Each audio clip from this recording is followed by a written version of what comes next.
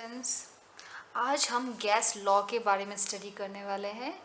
बच्चों, गैस की प्रॉपर्टीज़ हम ऑलरेडी स्टडी कर चुके हैं और अब हम जानेंगे कि कौन से ऐसे लॉज हैं जो सारी गैसेस फॉलो करती है। ठीक है, तो they are certain laws which all gases follow and these laws are called gas law.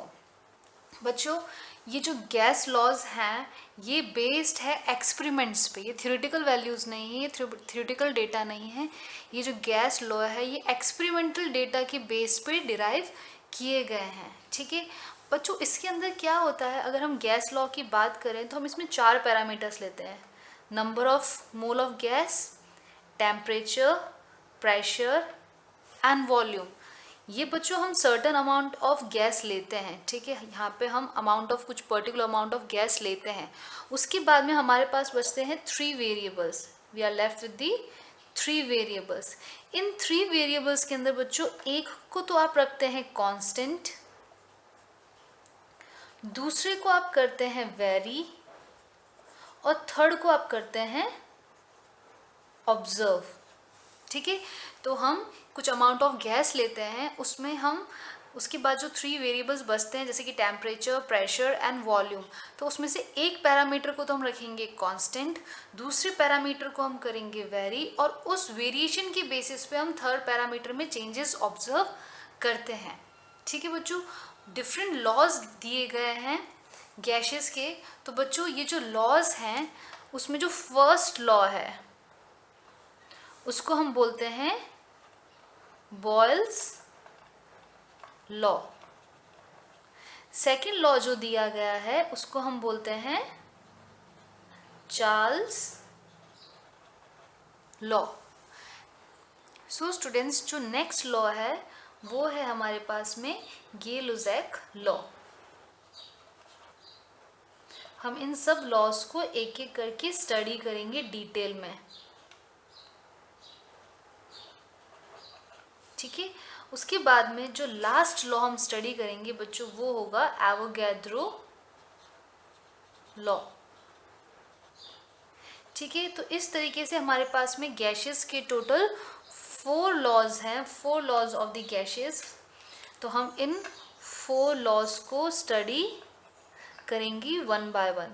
So students, before starting this I have to write some language for the gas law ताकि आपके पास एक proper notes हो जाए। So let's see the language. So see students, I have already written the language. First हम लिखेंगे gas law में कि all gases obey certain law, और इन लॉज को हम क्या बोलते हैं, गैस लॉ। ठीक है, सारी ही गैसेस कुछ लॉ को फॉलो करती है, उस लॉज को हम बोलते हैं गैस लॉ। ये जो हमारे पास में लॉज आए हैं ये एक्सपेरिमेंटल के बेसिस पे आए, हमने थ्योरेटिकल के बेस पे इसको डिराइव नहीं किया, एक्सपेरिमेंट किया गया उसके बाद ही लॉज डिराइव किए गए हैं। ठीक है, उसके बाद में इस लॉ में हम टोटल हमारे पास में 4 पैरामीटर होते हैं जिसमें से number of mole of gas हमें नोन होता है, हम लेते हैं अपने हिसाब से, तो इसको तो हम जनरल काउंट करते हैं। उसके बाद हमारे पास में 3 पैरामीटर्स बचते हैं बच्चों। इन 3 पैरामीटर्स, इन 3 वेरिएबल्स में से हम एक को रखते हैं कांस्टेंट, दूसरे को करते हैं वेरी और थर्ड को करते हैं हम ऑब्जर्व। उसके बाद बच्चों अगर हम लॉज की बात करें तो टोटल 4 लॉज हैं गैस के। अमंग दैम जो फर्स्ट हम स्टडी करेंगे वो होगा बॉयल्स लॉ, सेकेंड जो हम स्टडी करेंगे वो होगा Charles law, third we are going to study about the Gay Lussac law and the last one we will study will be the Avogadro law. तो बच्चों सबसे पहले हम चलते हैं बॉयल्स लॉ की तरफ और इसको डिटेल में स्टडी करते हैं और समझने की कोशिश करते हैं।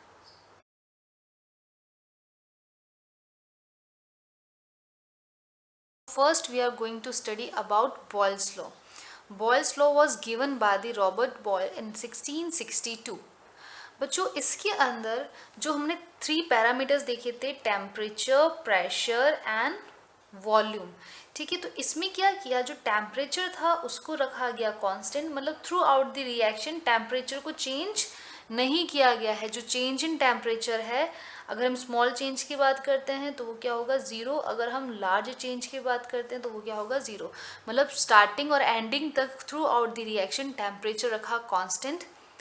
प्रेशर किया वेरी, मतलब प्रेशर को बढ़ाया और घटाया गया, इंक्रीज या डिक्रीज किया गया। ठीक है, और वॉल्यूम को क्या किया गया बच्चों, ऑब्जर्व। वॉल्यूम में चेंजेस देखे गए। तो जब प्रेशर चेंज किया गया तो वॉल्यूम में चेंजेस ऑब्जर्व किए गए। इन शॉर्ट हम ये बोल सकते हैं कि बॉयल्स लॉ ने बताया relationship between pressure and volume at constant temperature. ठीक है, तो बच्चों जब एक्सपेरिमेंट किया गया तब ये समझा गया कि अगर हम प्रेशर को इंक्रीज करते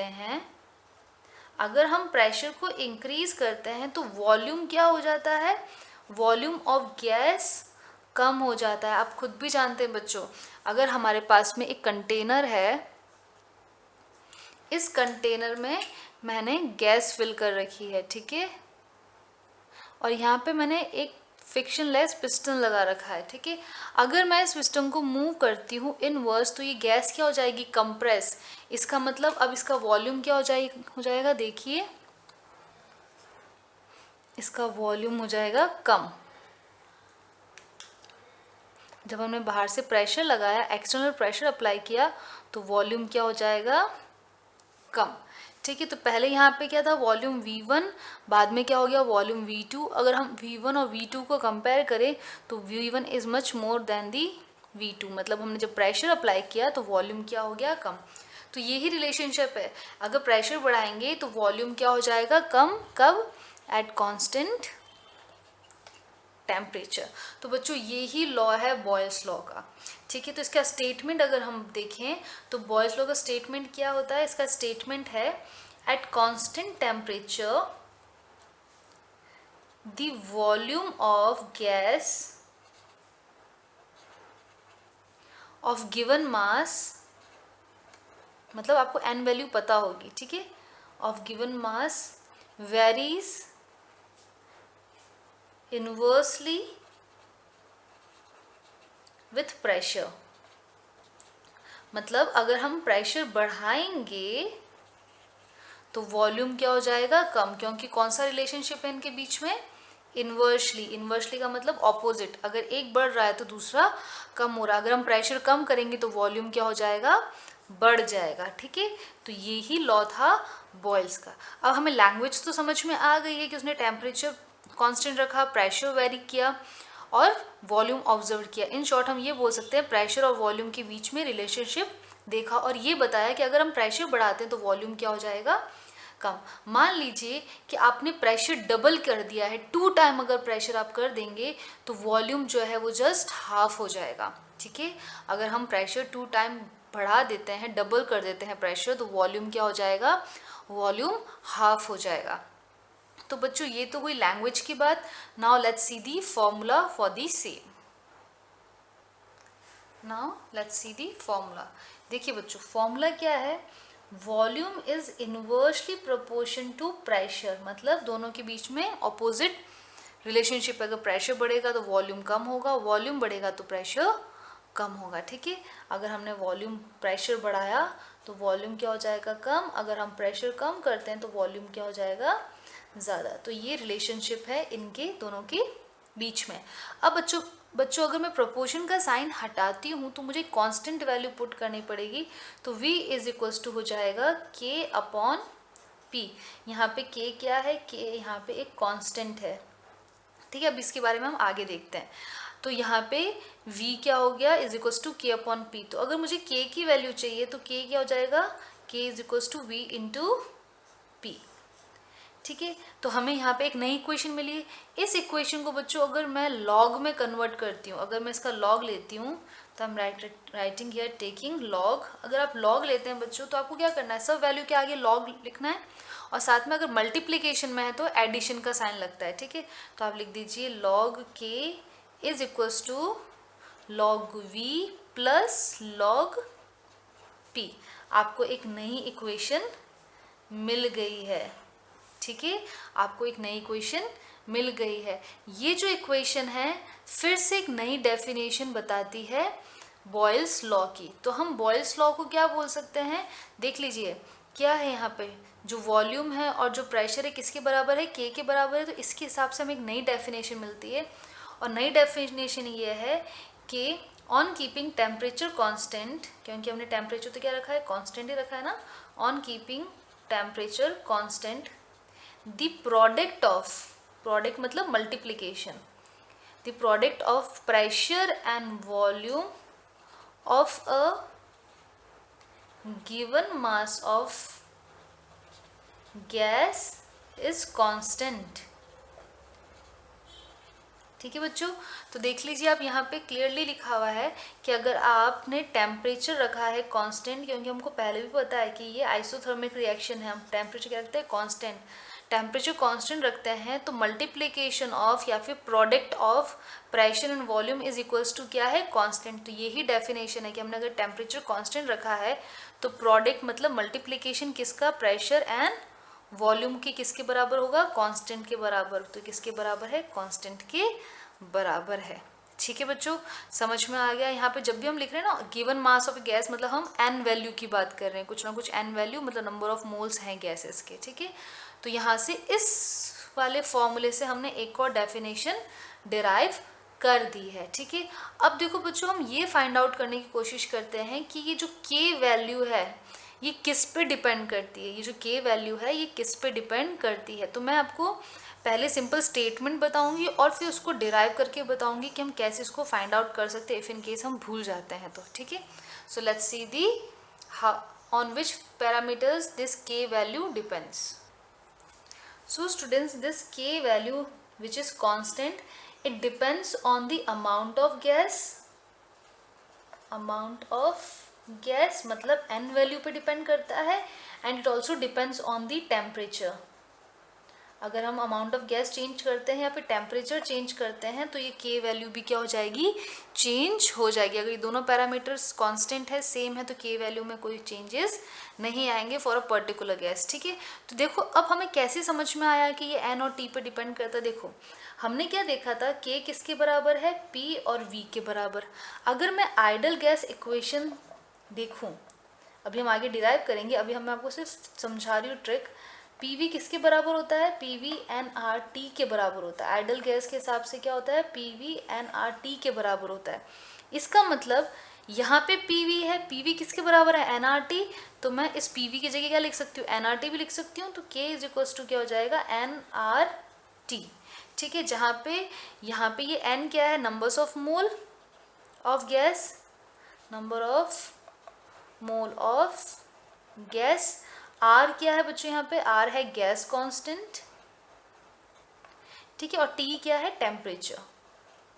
ठीक है, अब ये जो गैस कांस्टेंट है ये कांस्टेंट वैल्यू, तो आप क्या कर सकते हो, इस कांस्टेंट वैल्यू को अगर हटाते हैं तो के क्या हो जाएगा, डायरेक्टली प्रोपोर्शन हो जाएगा एन और टी के। इसका मतलब के किस पे डिपेंड करता है, एन और टी पे, क्योंकि आर तो क्या है, कांस्टेंट वैल्यू, ये वेरी नहीं करेगी, इसकी वैल्यू फिक्स रहती है। तो क्या दो पैरामीटर्स हमारे पास, number of mole and temperature. तो के किस पे डिपेंड करता है, एन और टी पर। यहाँ पे हमने क्या लिखा है, के किस पे डिपेंड करता है, एन और टी पे। तो आइडल गैस इक्वेशन को यूज करके आप इन कांस्टेंट की वैल्यू अभी भी निकाल सकते हो और आगे वाले इक्वेशंस में भी निकाल सकते हैं। ठीक है, तो इन शॉर्ट हमें अभी यहाँ से ये समझना है कि के वैल्यू किस पे डिपेंड करती है, जो के वैल्यू है वो amount of gas and temperature पे डिपेंड करती है। ठीक है, सो स्टूडेंट्स, इस बॉयल्स लॉ को अगर नंबर ऑफ गैसेस हमें दे रखी है तो उसके लिए हम लिख सकते हैं P1V1 is equals to P2V2 is equals to P3V3 is equals to and many more gases. ठीक है, तो जब अब नंबर ऑफ गैसेस है हमारे पास में तो हम P1V1 is equals to P2V2 is equals to P3V3 इस तरीके से लिख सकते हैं। तो अब हम कर्व्स देखते हैं, ग्राफ्स देखते हैं। ठीक है, तो हमने ये इक्वेशन देख ली है, एक और इक्वल्स टू रहेगा। ठीक है, और के वैल्यू किस पे डिपेंड करती है वो भी हमने समझ लिया है। तो चलो अब हम ग्राफ के बारे में देखते हैं।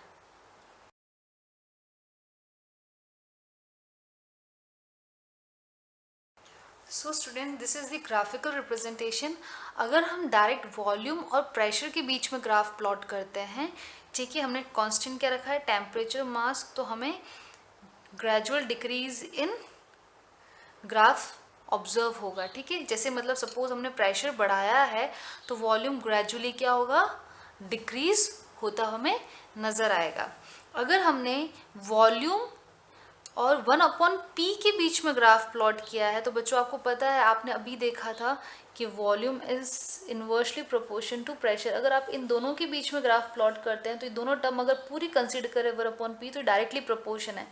तो जैसे ही v बढ़ाएंगे तो 1/p भी क्या है, बढ़ रहा है, इसके लिए यहाँ पे लीनियर ग्राफ है। और जब इसका ऑपोजिट देख लीजिए आप, अगर प्रेशर को आप इधर ले आएंगे तो क्या हो जाएगा 1/v। ठीक है, तो 1/v और प्रेशर के बीच में अगर आप ग्राफ प्लॉट करते हैं तो ये दोनों value p and 1/v directly proportion है, तो इनका ग्राफ भी क्या मिलेगा, हमें लीनियर मिलेगा। अब बच्चों एक लॉग वाला ग्राफ हमने प्लॉट किया है, तो अगर आपको याद हो हमने एक वैल्यू लिखी थी log k is equals to log p plus log v। ठीक है, log p को मैं इस तरफ रखती हूँ, log v को ऑपोजिट साइड लेके आती हूँ। ठीक है, इसको हम शिफ्ट कर रहे हैं इस साइड में, तो हम लिखेंगे log p किसके बराबर हो जाएगा, log k, और ये क्योंकि ऑपोजिट साइड जा रहा है तो माइनस हो जाएगा log v के बराबर। ठीक है, तो चलो हम इसको लीनियर ग्राफ इक्वेशन के हिसाब से अरेंज कर देते हैं। ये हो जाएगा y, ठीक है, ये हमारे पास में हो जाएगा x और ये हो जाएगा हमारे पास में c। अब देखो बच्चों, y पे क्या है log p, तो y एक्सिस पे क्या है log p, x एक्सिस पे क्या है log v, तो यहाँ पे क्या है हमारे पास में log v, और यहाँ पे हमारे पास में इंटरसेप्ट कैसा है, इंटरसेप्ट जो है हमारे पास में वो log k का है, तो ये हमारे पास में इंटरसेप्ट हो गया। और स्लोप कैसी है बच्चों, माइनस की, तो यहाँ पे स्लोप चली गई माइनस की। तो हम इस इक्वेशन को थोड़ा सा रीशफल करके लीनियर ग्राफ इक्वेशन बना सकते हैं। ठीक है, तो log p और जो log v के बीच में हम ग्राफ प्लॉट करते हैं तो हमें नेगेटिव स्लोप मिलती है और कुछ ना कुछ इंटरसेप्ट मिलता है। इस इंटरसेप्ट को हम बोलते हैं log k। ठीक है, इस इंटरसेप्ट को हम बोलेंगे log k। तो बच्चों ये हमारे पास में सारी पॉसिबिलिटीज़ है ग्राफ की। तो अब हम चलते हैं इसके दूसरे ग्राफ की तरफ। तो देखिए बच्चों, यहाँ पर हमने एक और ग्राफ प्लॉट किया है P वर्सेस V के बीच में। आपको पता है जब P वर्सेस V के बीच में हमने ग्राफ प्लॉट किया तो ग्रेजुअली डिक्रीज हुआ था हमारा ग्राफ, है ना। तो उसी तरीके से यहाँ पे, बट हमने यहाँ पे चेंजेस ये किया है कि हमने दो टेम्परेचर लिए। मतलब एक ग्राफ जो है वो T1 टेम्परेचर पे है, मतलब थ्रू आउट दी जब हमने फर्स्ट ग्राफ प्लॉट किया है तो टेम्परेचर कॉन्स्टेंट रखा है T1, और जब सेकेंड ग्राफ हमने प्लॉट किया मतलब प्रेशर और वॉल्यूम को वेरी किया तो हमने टेम्परेचर कांस्टेंट रखा T2। ठीक है बच्चों, जब भी हम टेम्परेचर को कांस्टेंट रखते हैं ना तो उसको हम बोलते हैं आइसोथर्म होना। ठीक है, ये स्टेट को हम क्या बोलते हैं, आइसोथर्म। आइसो का मतलब होता है कांस्टेंट, सेम, और थर्म का मतलब होता है टेम्परेचर। तो जब टेम्परेचर हम कांस्टेंट रखते हैं तो उस केस को हम क्या बोलते हैं, आइसोथर्म या फिर आइसोथर्मल कंडीशन। ठीक है, तो अब हमने क्या किया है, प्रेशर और वॉल्यूम के बीच में ग्राफ प्लॉट किया है। जब एक बार हमने ग्राफ प्लॉट किया तब हमने टेम्परेचर T1 कांस्टेंट रखा, और दूसरी बार जब हमने ग्राफ प्लॉट किया तो टेम्परेचर T2 हमने कांस्टेंट रखा। बच्चों देखो ग्राफ का ट्रेंड दोनों में ही सेम आ रहा है, दोनों में ही ट्रेंड तो सेम ही है जैसा हम देखते हैं। बस वेरिएशन इतना है कि जब हायर टेम्परेचर है तो हमें ग्राफ थोड़ा ऊपर मिल रहा है। इसका मतलब हम ये समझ सकते हैं कि जब टेम्परेचर ज़्यादा है, ठीक है, तो गैसेस में काइनेटिक एनर्जी ज़्यादा होगी, उनके अंदर वो ज़्यादा प्रेशर अप्लाई करेंगे वॉल पे। तो जब ज़्यादा टेम्परेचर है तो वॉल्यूम भी ज़्यादा होगा और प्रेशर भी वो ज़्यादा अप्लाई करेंगे। ठीक है, अगर वो हमारे पास में टेम्परेचर कम है, जैसे T1 की हम बात कर रहे हैं, टेम्परेचर कम है तो क्या होगा, एनर्जी कम होगी, मॉलिक्यूल की पास पास में रहेंगे थोड़े से, तो वॉल्यूम क्या रहेगा, कम। और अगर वॉल्यूम उनके पास टेम्परेचर कम है, इसका मतलब एनर्जी भी कम है, temperature directly proportion to energy. अगर एनर्जी कम है तो वो कम प्रेशर अप्लाई करेंगे वॉल पे। ठीक है, तो जैसे जैसे टेम्परेचर बढ़ता जाएगा आपका ग्राफ ऊपर की तरफ बढ़ता जाएगा। ठीक है, लेकिन कर्व हमें हमेशा सेम ही मिलेगा, सिर्फ आपका वेरिएशन रहेगा इनके कर्व की पोजीशन पे। ठीक है, लेकिन कर्व का जो पैटर्न है वो हमेशा सेम ही रहेगा। चलो बच्चों, फिजिकल सिग्निफिकेंस देख लेते हैं बॉयल्स लॉ के, उसके बाद में हम चलेंगे चार्ल्स लॉ की तरफ।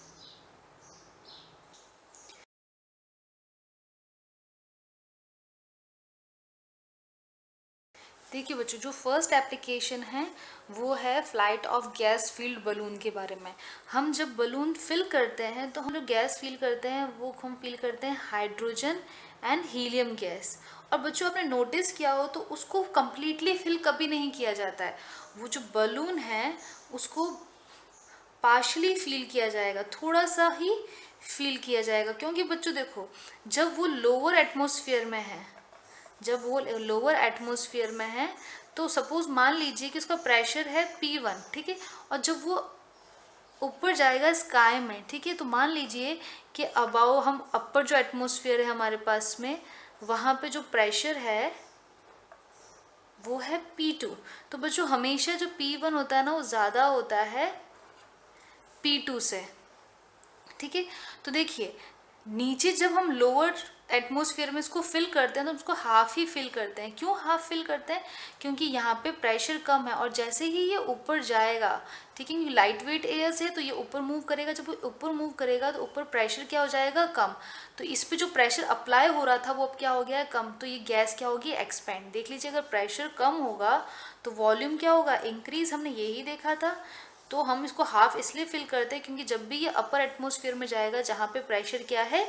कम। तो अगर प्रेशर कम हो जाएगा तो वॉल्यूम क्या हो जाएगा? बढ़ जाएगा। इसलिए इसको हाफ फिल किया जाता है। अगर उसको फुल फिल किया जाएगा और ये अगर अपर एटमॉस्फेयर में जाता है तो जैसे ही अपर एटमॉस्फेयर में पहुंचेगा और जहाँ प्रेशर कम हुआ नहीं कि ये बर्स्ट आउट हो जाएगा, ठीक है। सो ये फर्स्ट एप्लीकेशन है। अब हम इसकी सेकेंड एप्लीकेशन देखते हैं।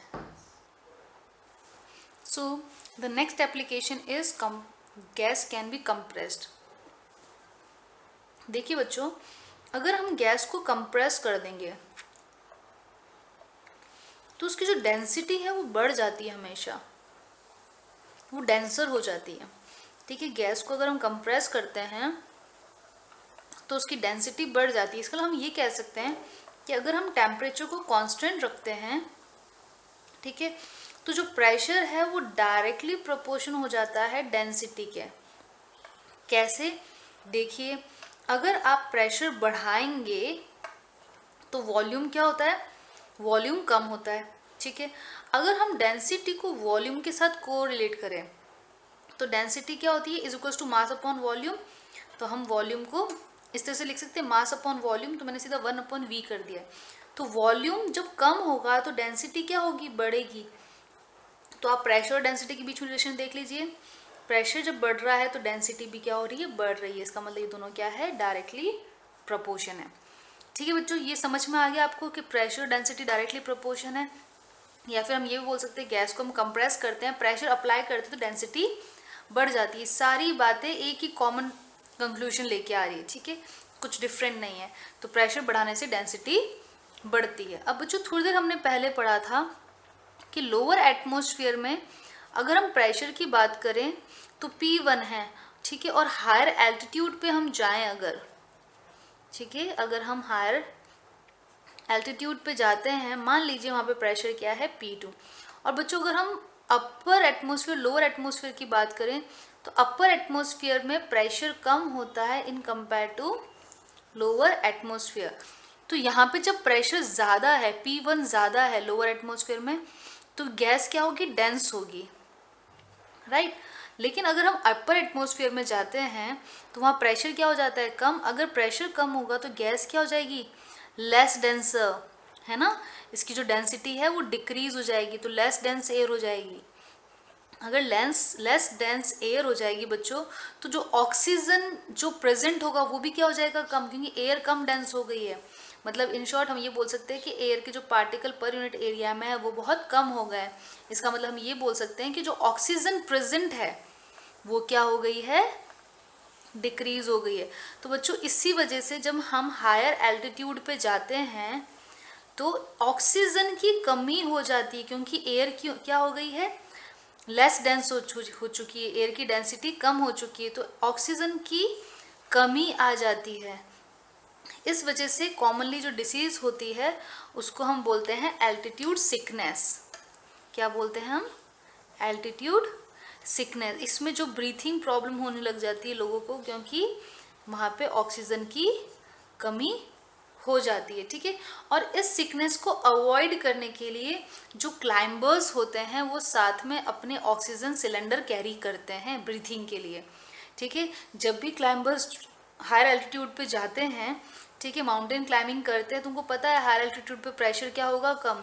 तो हमें ऑक्सीजन क्या मिलेगी? कम। इसलिए वो साथ में क्या करते हैं? ऑक्सीजन सिलेंडर कैरी करते हैं। So student, this is the physical significance of the Boyle's law. आपने बलून का एग्जाम्पल भी देख लिया है और आपने हायर एल्टीट्यूड का कॉन्सेप्ट भी समझ लिया है। तो अब हम चलते हैं चार्ल्स लॉ की तरफ।